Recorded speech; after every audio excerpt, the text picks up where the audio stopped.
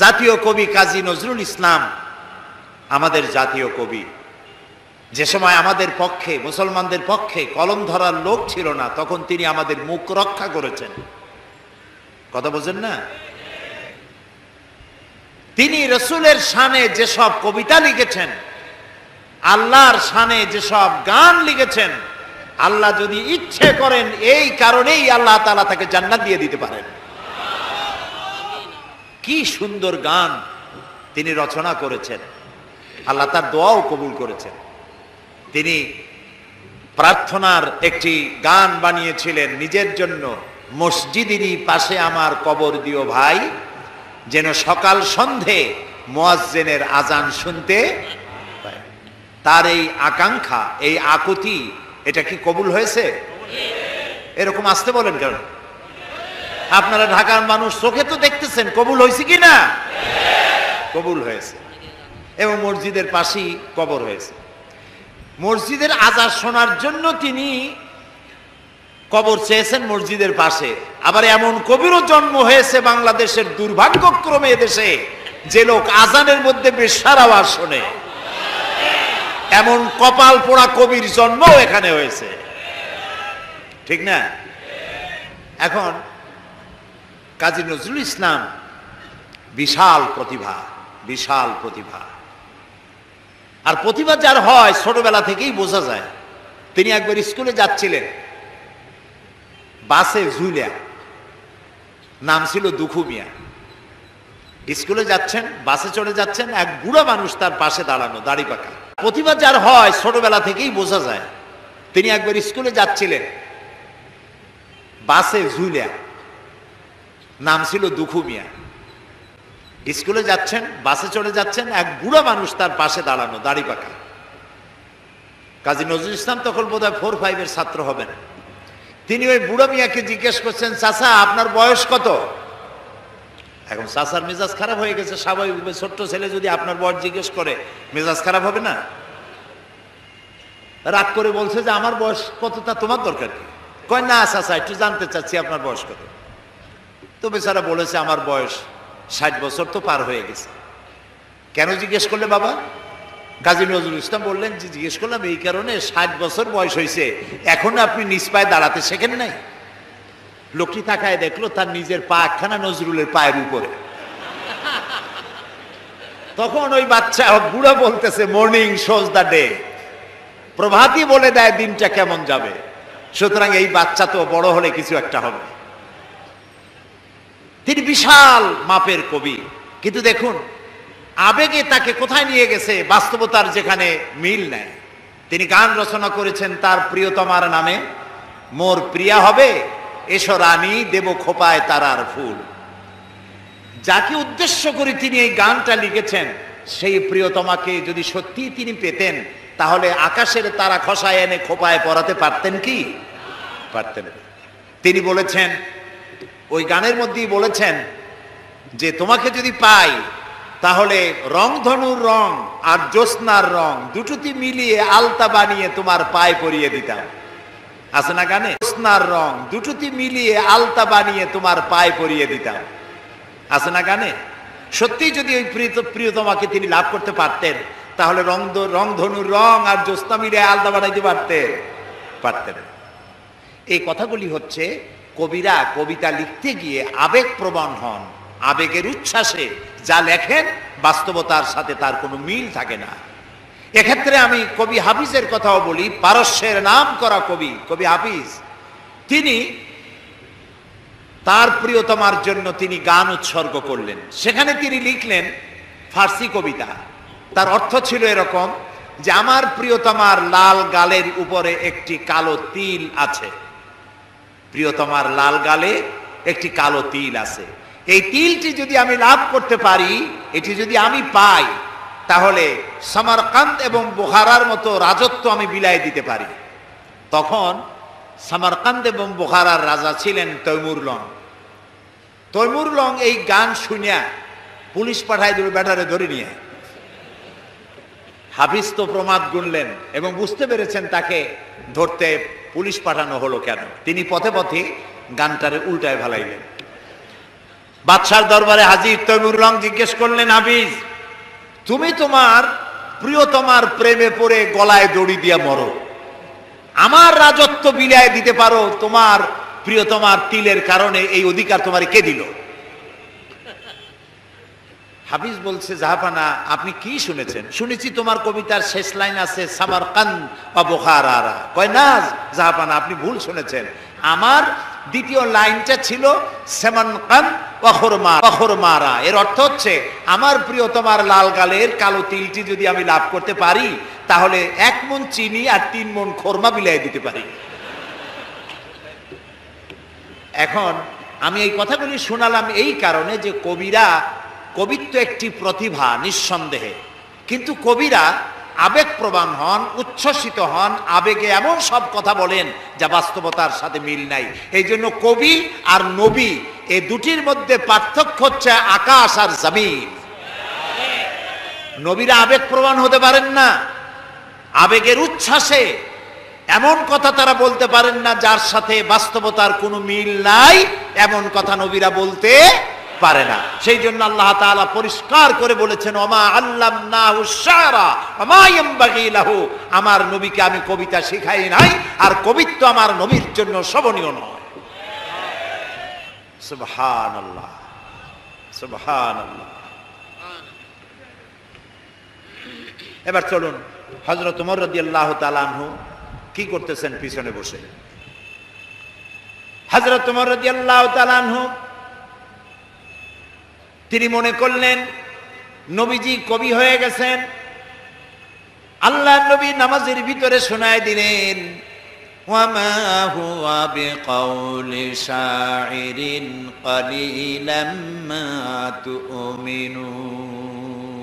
না, এটা কবির কথা নয়।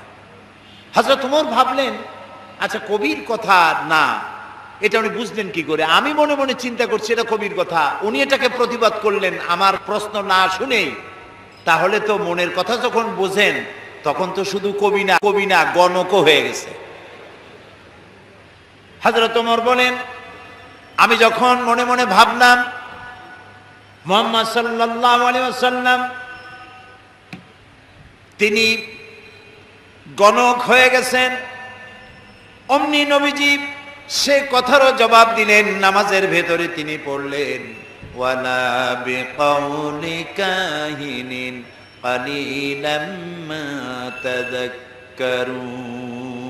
না না, এটা কোনো গণকের কথা নয়, তোমরা খুব কমই উপদেশ গ্রহণ করে থাকো। হযরত ওমর বলছেন, এবার আমার মনে হচ্ছে যেন আমার পায়ের তলা থেকে মাটি খসে যাচ্ছে। কি আশ্চর্য কথা! মনে মনে যা চিন্তা করি তার জবাব উনি দেন।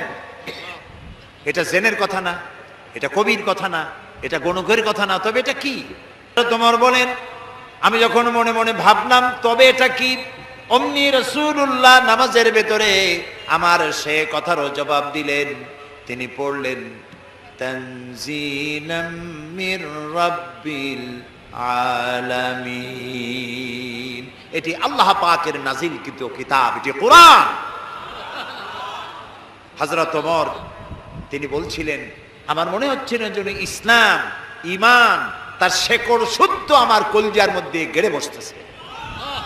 কিন্তু তখনও তার কিসমতে ঈমান হয় নাই, ঈমান আনতে পারেন নাই। পরবর্তী সময় তো ঈমান এনেছিলেন। প্রিয় ভাই সব, আল্লাহ তাআলার কাছে আমার খুব আশা ছিল। দুনিয়ার 4টি মহাদেশের প্রায় অর্ধশত দেশ ভ্রমণ করেছি, কিন্তু মিশর আমার দেখা হয়নি।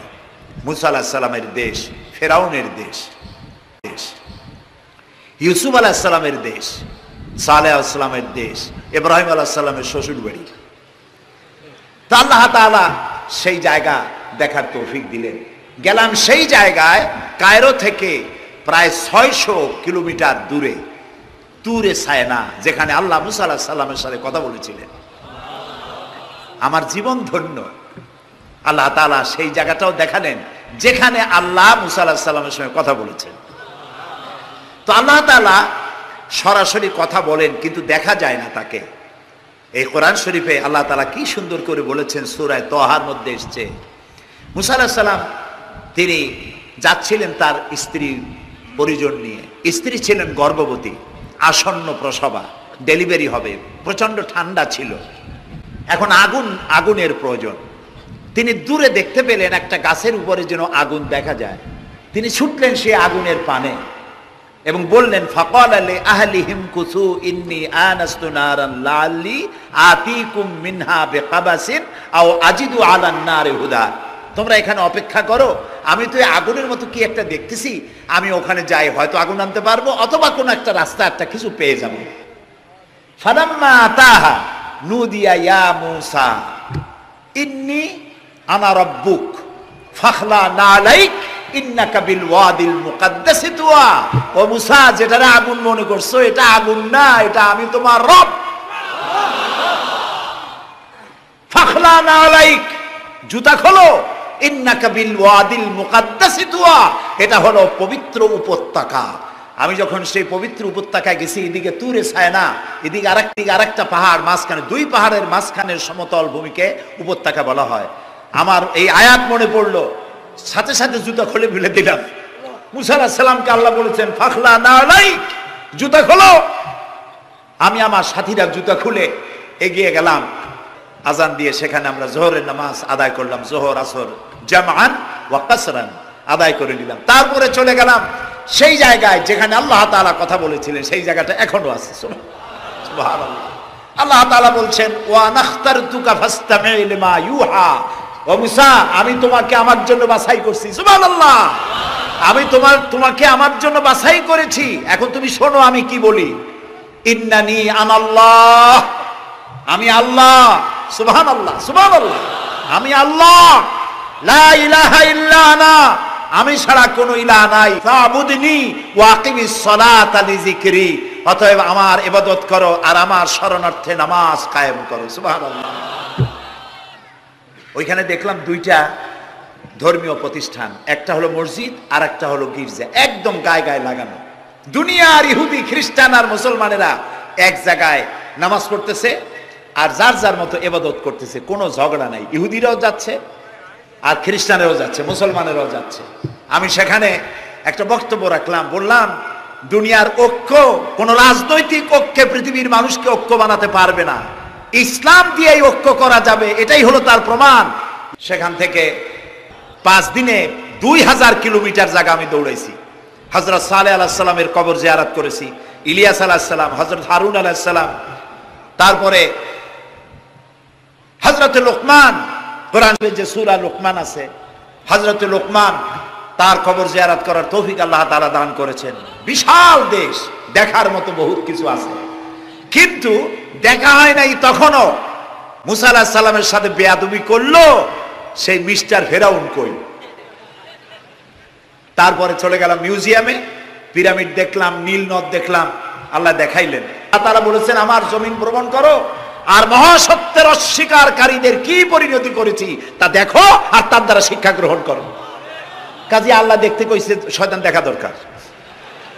ভিতরে ঢুকে দেখলাম গ্লাসের বক্স, সেখানে মিস্টার ফেরাউন চিতই শুয়ে আছে। হায় আল্লাহ, আল্লাহ শুটকি বানাই থুইছে, কাপড় দিয়ে জড়ানো, পাও দুইটা বাইর করা, হাত দুইটা বাইর করা, ঘাটটা এত বড় লম্বা, এরকম চিকুন, কল্লাটা আছে, একটা দাঁত আছে মুখে, হাতে পায়ে কিছু নখও আছে, মাথায় কিছু চুলও আছে। হাজার হাজার বছর আগের লাশ। মুসা আলাইহিস সালামকে যখন তালায় নিয়ে গেল লোহিত সাগরের কেরানায় মুসা আলাইহিস সালাম বসেছিলেন তার উম্মতদের নিয়ে। ফেরাউন 3 দিক থেকে আক্রমণ করলো। এই কোরআন বর্ণনা, এটা কি কোরআন। আল্লাহ তাআলা বলছেন, ও নবী, তুমি তো তখন সেখানে উপস্থিত ছিলে না যখন ফেরাউন তার দলবল নিয়ে মুসা আলাইহিস সালামকে তাড়া করেছিল সেই তুরে সায়নায়, তুমি উপস্থিত ছিলে না।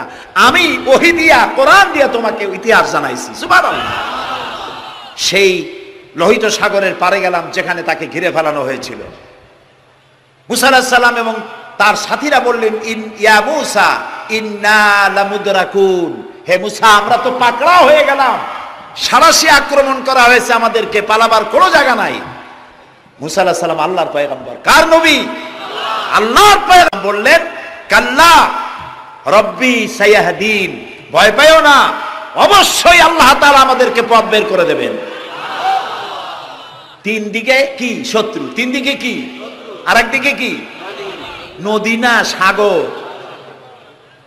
আপনারা মনে করছেন নীল দরিয়া পার হয়েছে বুঝি মুসার তারা খাইয়া? সাগর, লোহিত সাগর, রেড সি, তিন দিকে শত্রু, একদিকে সাগর, পালাবার রাস্তা আছে? আল্লাহর পয়গম্বর বলছেন কোনো ভয় নাই, অবশ্যই রব্বি সায়াহদিন, অবশ্যই আল্লাহ আমাদের পথ বের করে দেবেন। আল্লাহ তাআলা খুশি হয়ে গেলেন, সুবহানাল্লাহ। আল্লাহ এটাই চান, আল্লাহ এটাই চান। আল্লাহ তাআলা সমুদ্রকে ভাগ করে দিলেন, সুবহানাল্লাহ। সমুদ্র ভাগ হয়ে গেল। এগুলি গল্প কি? কোরআন, কোরআন। সাগর ফেটে গেল। মুসা আলাইহিস সালাম আর তার দলবল নিয়ে সাগরের মাঝখানে চলে গেছেন। ফেরাউন তার দলবল নিয়ে এসে দেখে, বাহ, এ তো ভালোই, রয়্যাল বোট। ও মনে করছে ওর বাজানের তৈরি করার রাস্তা। ওর সমস্ত সেনাবাহিনী নিয়ে নেমে পড়েছে। যেই না সাগরের মাঝখানে আসছে, মুসা আলাইহিস সালাম তার দলবল নিয়ে ওপার চলে গেছেন। আল্লাহ হুকুম করলেন, যিনি হুকুম করেছিলেন সাগর ফেটে যা, মুসার জন্য রাস্তা বানায় দে, সেই আল্লাহ বললেন সাগর রাস্তা বন্ধ করে দে। রাস্তা বন্ধ হয়ে গেল। এখন ফেরাউন আর তার দলবল পানিতে চুবনি খাইতে খাইতে সাথের লোকেরা সব শেষ। এখন ফেরাউন একা সমুদ্রের ঢেউতে ডুবে আর ওঠে। পানি খেতে খেতে পেটটা ফুটকা মাছের মতো মোটা হয়ে গেছে। দেখে যে জান আর টেকে না, নাক দিয়েও পানি পড়ে, কান দিয়েও পানি পড়ে। এখন বলছে, আমি ঈমান আনলাম সেই আল্লাহর উপরে যে আল্লাহর উপরে ঈমান আনছে বনি ইসরাইলেরা, তার উপর ঈমান আনলাম। আল্লাহ তাআলা বললেন, আল আন, এখন, ওয়াকাদ আসাইতা কাবলু ওয়া কুনতা মিনাল মুফসিদিন। ও বলল আনা মিনাল মুসলিমিন। আল্লাহ, আমি তো এই কলেমা পড়লাম আর তো মুসলমান হইলাম, এখনো সুবাও কে? আল্লাহ কয়, এখন, ওয়াকাদ আসাইতা কাবলু, এর আগে তুমি আমার সাথে বিরোধিতা করেছো, বিদ্রোহ করেছো, আমার মানুষের উপর অত্যাচার করেছো, ওয়া কুনতা মিনাল মুফসিদিন, আর তুমি হচ্ছ সন্ত্রাসীর একজন বড় সন্ত্রাসী, বিপর্যয় সৃষ্টিকারী।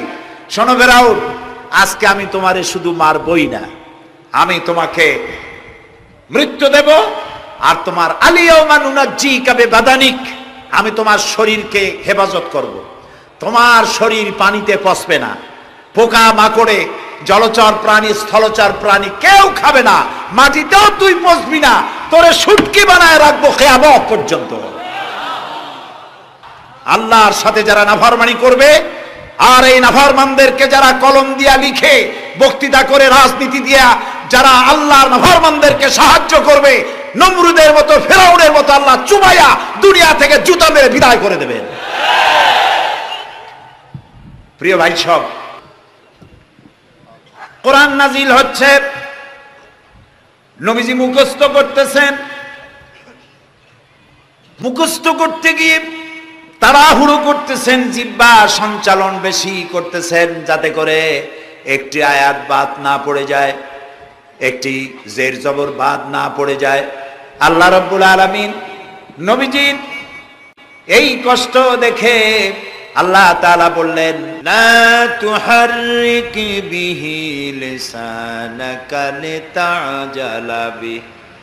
ও নবী, কোরআনে কারীমকে মুখস্থ করার জন্য এত তাড়াহুড়ো করার কোনো প্রয়োজন নাই, আপনার জিহ্বাকে এত নাড়াচাড়া করার কোনো প্রয়োজন নাই। আপনি আপনার জিবরাইলের সাথে একবার মাত্র উচ্চারণ করে যাবেন, গোটা কোরআন শরীফ আপনাকে মুখস্থ করিয়ে দেওয়ার মালিক আমি আল্লাহ। আমি আপনাকে মুখস্থ করাই দেব। আপনি তো পড়তে পারেন না, আমি আপনাকে পড়ার তৌফিক দেব। আপনি মুখস্থ করতে পারবেন, পড়তে পারবেন, পড়ে পড়ে মানুষকে বুঝাইতে পারবেন, সে তৌফিকও আমি আপনাকে দান করব। সুবহানাল্লাহ। প্রিয় ভাই সব, আমি বলতেছিলাম আল্লাহ তাআলা ওহী দেওয়ার সময় পর্দার আড়াল থেকে দেন, কথা বলেন, সরাসরি বলেন না, পর্দার আড়াল থেকে বলেন। মুসা আলাইহিস সালাম যখন আল্লাহর সাথে কথা বলতেছিলেন, তখন এক পর্যায়ে মুসা আলাইহিস সালাম আবেগে এসে গেলেন, কারণ তিনি কথা বলতেছেন কার সাথে? সুবহানাল্লাহ বলবেন না? দেখেন না, এই কোরআন শরীফে আল্লাহ তাআলা জিজ্ঞেস করলেন, ওমা তিলকা বিয়ামিনিকা ইয়া মূসা, মূসা তোমার ডান হাতে ওটা কি? তো জবাব তো একটাই ছিল, হিয়া আসাই, এটা একটা লাঠি। কিন্তু তিনি তা বললেন না, তিনি বললেন হিয়া আসাই আতাওয়াক্কাউ আলাইহা ওয়া হুশু বিহা ওয়া আলা গানামি ওয়ালিয়া ফিহা মাআরিব উখরা।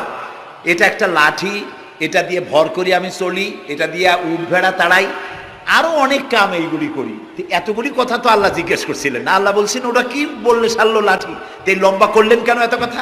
লম্বা করছেন এই কারণে, মুসা আলাইহিস সালাম কথা বলছেন করে এই প্রশ্নটা করে লাঠি বললাম, আর আল্লাহ যদি কথাটা কাট করে দেয় তাহলে তো কথা লম্বা হইল না। আল্লাহর সাথে বেশি লম্বা কথা যেন বলতে পারি, সেই জন্য তিনি লম্বা বানায় দিলেন তার জবাব। সুবহানাল্লাহ। মুসা আলাইহিস সালাম বলছেন রব্বি আরিনি, আল্লাহ কয় লান তারানি, দেখতে পারবে না। তিনি আবারও কয় আল্লাহ আমি তোমারে দেখতে চাই। আল্লাহ তাআলা বললেন তাহলে একটা ইন্টারভিউ দাও, পারবা কিনা। আল্লাহ তাআলা তার 70,000 নূরের পর্দার ভেতর থেকে নূরের তাজাল্লি নিক্ষেপ করলেন পাহাড়ের উপরে। খাররা মুসা সায়কা, মুসা আলাইহিস সালাম শুধু এক পলক সেই নূরের ঝলক চোখে লাগলো, সহ্য করতে পারেননি, আল্লাহু আকবার বলে চিৎকার মেরে ধ্বংস হয়ে পড়ে গিয়েছে। আল্লাহ তাআলাকে দেখা যাবে না, এই চর্মচক্ষু দিয়ে দেখা যাবে না। লা তুদরিকুহুল আবসার, কোন দৃষ্টি শক্তি তার দৃষ্টির সীমানার ভেতরে আল্লাহকে পরিব্যাপ্ত করতে পারবে না। তবে আল্লাহ তাআলা এক সময় দেখা দেবেন। জান্নাতীদেরকে আল্লাহ তাআলা জিজ্ঞেস করবেন, ও আমার জান্নাতীরা, বেহেশতবাসীরা, দুনিয়া যেসব ওয়াদা করছিলাম এইসব কাম করলে জান্নাত পাইবা, তোমরা টাটকা টাটকা সুখগুলা বাদ দিয়া আমারে না দেখা, আমার দোজক না দেখা, জান্নাত না দেখা তাহাজ্জুদ করছিলা, দিন কায়েমের জন্য কষ্ট করছিলা, জেল খাটছো, জরিমানা দিয়েছো, ফাঁসির মঞ্চে চড়েছো, কিচ্ছু পরোয়া করো নাই, আমারে না দেখা তোমরা আমারে ভালোবাসছো, তো জান্নাতের যেসব ওয়াদা করছিলাম পাইছো? জান্নাতীরা বলবেন না, আয় আল্লাহ পাইছি। আল্লাহ তাআলা বলবেন ওয়ালাদাইনা মাজিদ, আমার কাছে আরো আছে। সুবহানাল্লাহ, সুবহানাল্লাহ, আরো আছে। বেহেশতীরা চিন্তা করবে এক আছে, আরো আছে। সুবহানাল্লাহ, সুবহানাল্লাহ, আরো আছে। বেহেশতীরা চিন্তা করবে এক থেকে আর আছে কি? আল্লাহর নবী বলবেন, আয় আল্লাহ রাব্বুল আলামিন, জান্নাতবাসী আমার উম্মতেরা বুঝতে পারে নাই তোমার কাছে বেশি কি আছে, তারা বুঝতে পারে নাই। আল্লাহ রাব্বুল আলামিন আমার উম্মতেরা মা বাপ স্ত্রী পুত্র পরিজন ফেলে হিজরত করলো, জেল জরিমানা উঠালো, এত কষ্ট যার জন্য করলো, সেই সৃষ্টিকর্তা আল্লাহকে তারা এখনো দেখতে পায় নাই। আল্লাহ তাআলা তারা তোমাকে দেখতে চায়, সাহস নাই তাদের বলার।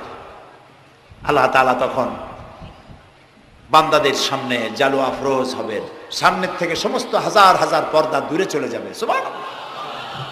কোরআন শরীফে আছে আল্লাহ তাআলা রব, তিনি আমাদের কি রব। জালু আফরোজ হবেন জান্নাতীদের সামনে, রব তাকায় থাকবেন বান্দাদের দিকে, আর বান্দারা তাকিয়ে থাকবে রবের দিকে। লক্ষ বছর চলে যাবে, কেউ টের পাবে না কোন ভাগ দিয়ে এত বছর চলে গেল। আল্লাহ আল্লাহ আল্লাহ। কিয়ামতের দিন জান্নাতের যে অনুষ্ঠানে তুমি তোমার বান্দাদেরকে দেখা দিবা, আমরা তো গুনাহগার, অত বড় আশা করতে পারি না, তবু আশা করতে ক্ষতি কি? তোমার নাম রহমান রহিম। জান্নাতের যে অনুষ্ঠানে তুমি তোমার বান্দাদের সাথে দেখা করবা, সেই অনুষ্ঠানের কোন এক কোনায় কানায় আমাদেরকে একটু বৈশা তোমারে দেখার তৌফিক দিয়ে দিও মাবুদ। আমরা কি আল্লাহর সাথে দেখা করতে চাই? বলেন, দেখা করতে চাই?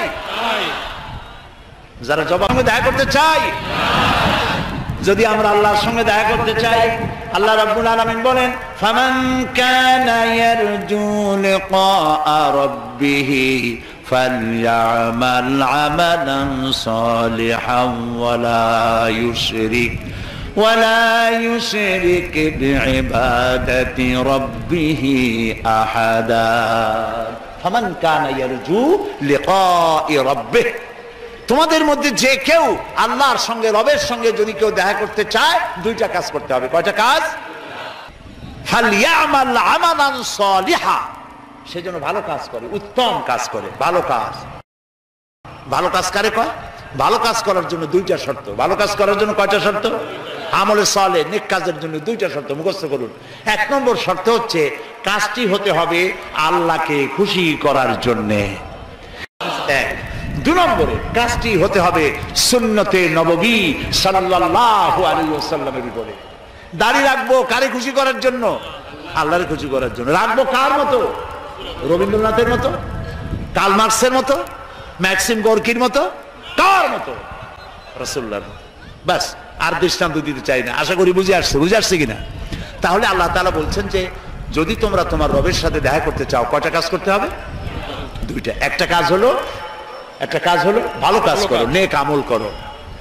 আর 2 নম্বরে হচ্ছে ওয়ালা ইউশরিক বিইবাদাতি রাব্বিহি আহাদা, আল্লাহর ইবাদতের সাথে কাউকে শরীক স্থাপন করো না। তাহলে আল্লাহ তাআলার সঙ্গে দেখা করা কিয়ামতে যাবে। প্রিয় ভাই সব, আমি আজকে খুব ক্লান্ত, বাকি কথাগুলি আগামীকাল বলবো ইনশাআল্লাহ। মোনাজাতের পরে আজান হবে বা জামাত এশার নামাজ পড়ে যাবেন। আল্লাহুম্মা আমিন। রব্বানা যালামনা আনফুসানা ওয়া ইন লাম তাগফির লানা ওয়া তারহামনা লানাকুনান্না মিনাল খাসিরিন। হায় আল্লাহ তাআলা, হাজার হাজার মুসলমান নরনারী পল্টনের ময়দানে কোরআনে কারীমের কথা শুনে তোমার দরবারে হাত তুলেছি। মেহেরবানি করে জিন্দেগীর সমস্ত গুনাহ খাতা আমাদের মাফ করে দাও রব্বুল আলামিন। আমাদের মধ্য থেকে আমাদের মা বাপ যাদের দুনিয়া থেকে বিদায় হয়ে গেছে, কবরগুলিকে জান্নাতের টুকরায় পরিণত করে দাও। রব্বির হামহুমা কামা রব্বায়ানি সগীরা। সবাই পড়েন, রব্বির হামহুমা কামা রব্বায়ানি সগীরা। হায় আল্লাহ তাআলা, तमाम পৃথিবীতে মুসলমানেরা বড়ই বিপদে আছে। আল্লাহ তুমি দয়া করে বিপদগ্রস্ত মুসলমানদেরকে সাহায্য করো রব্বুল আলামিন। হায় আল্লাহ তাআলা, আমাদের প্রিয় জন্মভূমি বাংলাদেশের উপরে রহমত নাজিল করো। এই কোরআনে কারীমের মাহফিলকে আগামী আরো 2 দিন চলবে। আল্লাহ তুমি দয়া করে তোমার আপন কুদরতে মাহফিল পরিচালিত করে দিও। আল্লাহ তাআলা, তোমার বান্দারা তাদের বন্ধু বান্ধব নিয়ে প্রতিদিন হাজির হতে পারে, কোরআন শুনতে পারে, আমল করতে পারে, তৌফিক দান করে দিও। আয় আল্লাহ তাআলা, কোরআন শরীফের মাহফিলে যারা আসেন এদের কাউকেই পথ খরচা দিয়ে আনা হয় না, খাইতেও দেওয়া হয় না। তোমার কোরআন শুনতে আসে আল্লাহ, এই কোরআন পাগল মুসলমানদেরকে কোরআন বোঝার তৌফিক দান করে দাও, কোরআন আমল করার তৌফিক দান করে দাও। আল্লাহ তাআলা, ইসলামী পাঠাগার 28টি বছর ধরে কোরআনের এই খেদমত করছে তোমার দয়ায়। আল্লাহ তাআলা, তোমার বান্দাদের বসার জন্য বিশাল আয়োজন তারা করে। আল্লাহ তাআলা, তারা যেন ঋণগ্রস্ত হয়ে না থাকে, প্রতিদিন তোমার বান্দাদেরকে এদেরকে সাহায্য করার তৌফিক মন তুমি তৈরি করে দিও। আল্লাহ তাআলা, ইসলামী পাঠাগার ডেকোরেটরদের কাছে, মাইকের কাছে, লাইটের কাছে, প্রচার বিভাগের কাছে কোন রকম ঋণগ্রস্ত না থাকে, তোমার বান্দা বান্দিরা প্রয়োজন মাফিক পয়সা করি দিতে পারে তৌফিক সকলকে দান করে দিও। আল্লাহ তাআলা, এই মাহফিল উপলক্ষে শত শত বুক স্টল এখানে এসেছে, যারা ইসলামের বই বিক্রি করে, কোরআন হাদিস ইসলামের বই, যেগুলি পড়লে পরে ঈমান তাজা হয়। নোবেল, নাটক, উপন্যাস পড়লে পরে আর যাই হোক ঈমান তৈরি হয় না, চরিত্র তৈরি হয় না। আল্লাহ তাআলা ঈমান এবং চরিত্র তৈরি করার জন্য, জাহান্নাম থেকে বাঁচার জন্য, জান্নাতে যাওয়ার জন্য এইসব বইপত্র খরিদ করার তৌফিকও এই শ্রোতা বর্গকে আল্লাহ তুমি দয়া করে দান করে দিও রব্বুল আলামিন। আমাদের যার যে অসুখ বিসুখ আছে আল্লাহ তুমি মাফ করে দিও। আমাদের উপরে তোমার খাস রহমত আল্লাহ আমরা কামনা করছি। আল্লাহ তাআলা, হসপিটালে আমাদের অনেক রুগী আছে, তুমি জানো। আল্লাহ তাআলা, তুমি দয়া করে হসপিটালে যারা রুগী আছে রুগীদেরকে শেফায়ে আজেলা, শেফায়ে কামেলা দান করে দিও।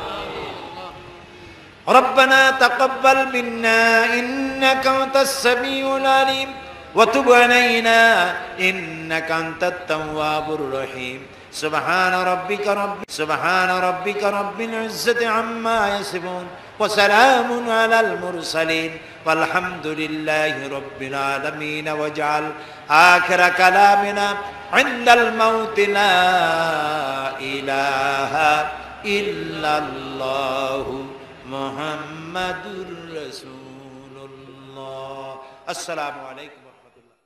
তাফসীরুল কুরআন মাহফিল, তাফসীরুল কুরআন মাহফিল, পল্টনে আল্লামা সাঈদীর পল্টনে আল্লামা সাঈদীর তাফসীরুল কোরআন মাহফিল, তাফসীরুল কোরআন মাহফিল, তাফসীরুল কোরআন মাহফিল। পল্টনে আল্লামা সাঈদীর, পল্টনে আল্লামা সাঈদীর তাফসীরুল কোরআন মাহফিল, তাফসীরুল কোরআন মাহফিল, তাফসীরুল কোরআন মাহফিল। পল্টনে আল্লামা সাঈদীর, পল্টনে আল্লামা সাঈদীর তাফসীরুল কোরআন মাহফিল, তাফসীরুল কোরআন মাহফিল, তাফসীরুল কোরআন মাহফিল।